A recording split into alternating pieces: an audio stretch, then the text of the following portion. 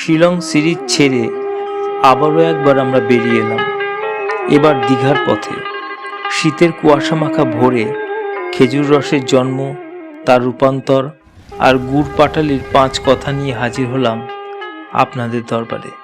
খাজুর গাছে হারি বাঁধো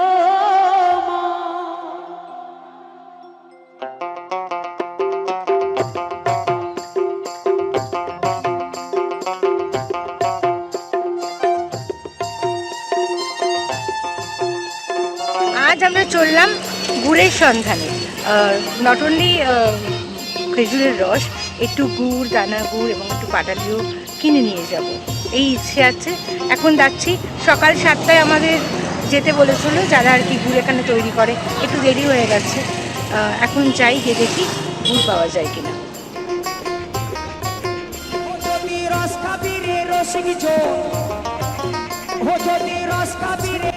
এখান থেকে দাদা এই খড়গুলো দিচ্ছে।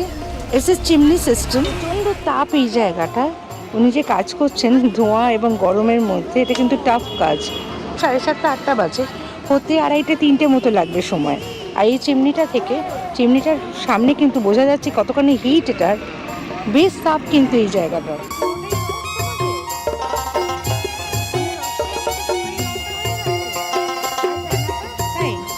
কতক্ষণ ফুটবে? 2টো 3টে, মানে এই গুড়টা পেতে গেলে আমাকে 2টো 3টে। কি করবে, পাটালি না ঝোলা গুড়? ও আচ্ছা আচ্ছা, ঘুরে বেড়াচ্ছি কারণ সকালবেলা সেটা হচ্ছে খেজুরের রসের সন্ধানে।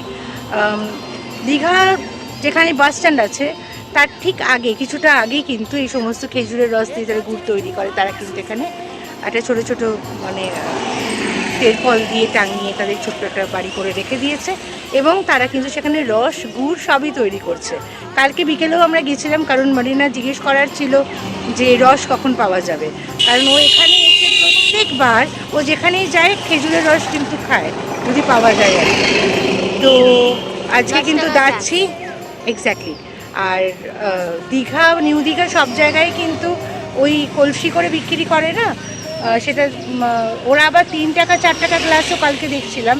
তো আমি ওকে বললাম যেখান থেকে তৈরি করে সেখান থেকে খেতে, ওটা মানে পিওর হবে আর কি। ওটা তুলে আনে, টাঙিয়ে দিয়ে আসে, যেগুলো দড়ি বাঁধা আছে দেখুন। এটা হচ্ছে সেই উনুনের বেড আর কি, যে খড়টা ওইখান দিয়ে ঢোকানো হয়।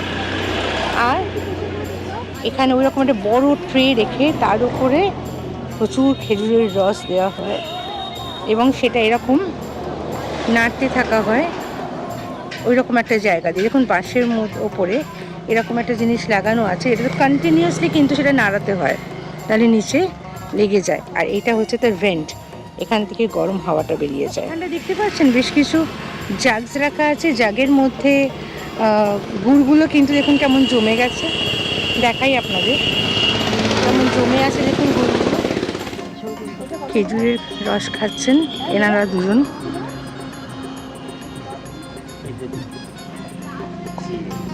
আমিও খাবো, আমি কোনোদিনও খাইনি। খাবে না? খাবে? কি মিষ্টি খেজুরের রসের জায়গায়। ভিড়টা দেখুন, প্রচণ্ড ভিড় হয়ে গেছে সকালবেলা। 7টার সময় মতো এই খেজুরের রস এসছে, তুলে নিয়ে আসা হয়েছে। মোহনার দিক থেকে তুলে নিয়ে আসা হয়, সমস্ত কালেক্ট করা হয় ইনফ্যাক্ট এই রসগুলো। আর তারপরে এই প্রসেসটা চলতে থাকে।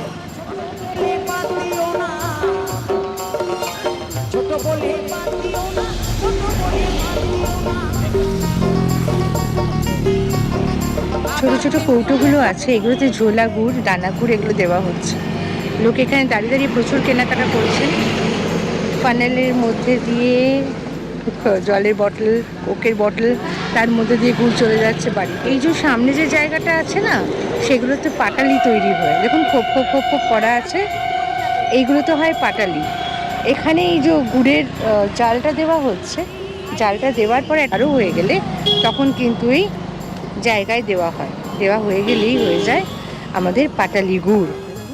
দানা গুড় না, 120 করে দানা গুড় দিচ্ছ। আর এই পয়রা গুড় কত করে দিচ্ছ? 100 টাকা করে। পাটালি কত করে দিচ্ছ? 130 টাকা। 130। শুনলে অবাক হবেন, খেজুর গাছে এখন আর হাঁড়ি বাঁধা হয় না, মন চাইলেও না, গান চাইলেও না। দুষ্টু ছেলের পুষ্ট হাতের ঢিলের চাপে হাঁড়ি ভেঙে চৌচির। তাই আজকাল হয় টিনের কৌটো, নতুবা প্লাস্টিকের জার বেঁধে আসেন এরা। তাহলে গানের কথার পরিবর্তন হোক, খেজুর গাছে টিন বাঁধো মন। খেজুর গাছে টিন বাঁধো ভাই, ভাই রে, খেজুর গাছে টিন বাঁধো এটা ভাই। বাবা ভোলানাথ গুড় সেন্টার। এখানে এই ট্রেটা করে এখানে গুড় করা হয়, এটা ওরা পরিষ্কার করে এখানে রাখা হয়েছে। এখানে এই যে এখানে গুড়, ঝোলা গুড় সমস্ত রাখা হয়েছে, আর গুড় ফুটছে এইখানে। গুড়টাকে ফুটিয়ে নিয়ে এখানে কিন্তু পাটালির জন্য এইটাকে তোলা হচ্ছে।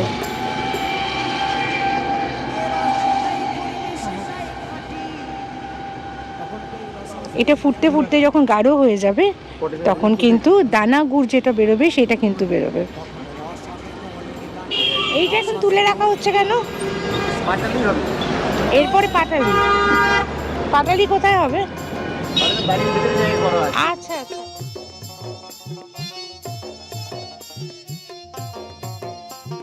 গুড়ের জায়গা করা হচ্ছে দূর থেকে, দেখুন ভেতরে রান্না হচ্ছে। হ্যাঁ, সেখানে কিন্তু ঢালাই একটা, তাই তো গরম গুড় ঢেলে ওখানে পাটালি করা হবে, খুব হাইজেনিক। খেজুরের রসের চাহিদা দেখুন, প্রচুর মানুষ এখানে জড়ো হয়েছে কিন্তু এই খেজুরের রস খাওয়ার জন্য, ভালো পাটালি আছে, তাই না? আলু ভাতে ভাত রান্না করছি, দুপুরে মাছের তরকারি হবে। আচ্ছা, এদের থেকেই জানা গেল শঙ্করপুর অঞ্চলে প্রচুর খেজুর গাছ আছে। সেখানেই সিজন পিছু 200 টাকা দিয়ে এক একটা গাছ লিজ নেন এরা।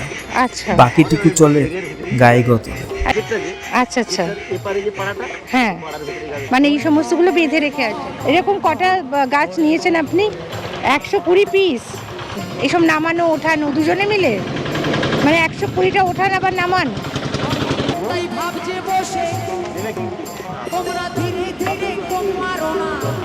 এটার গন্ধ আমরা পাচ্ছি, আপনারা পাচ্ছেন না।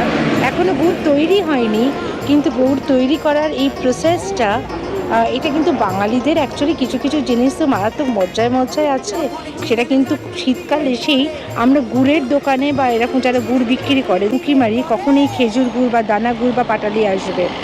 এই যে আমাদের বাঙালিদের রসনা তৃপ্তি করে, আমাদের ঘরে ঘরে গুড় পৌঁছে দেয়, এটা যেটা প্রসেস, এই প্রসেসটা কিন্তু বেশ বড়। ভোর 4টে থেকে প্রসেস আরম্ভ হয়, আর প্রায় 2-2:30 পর্যন্ত গুড়, পাটালি, দানা গুড় এ সমস্ত তৈরি হয়।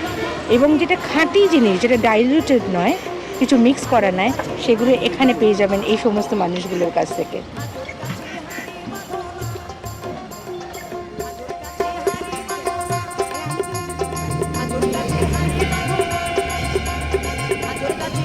দীঘা সফরের সবচেয়ে মিষ্টি এক অভিজ্ঞতা নিয়ে ফিরেছিলাম আমরা।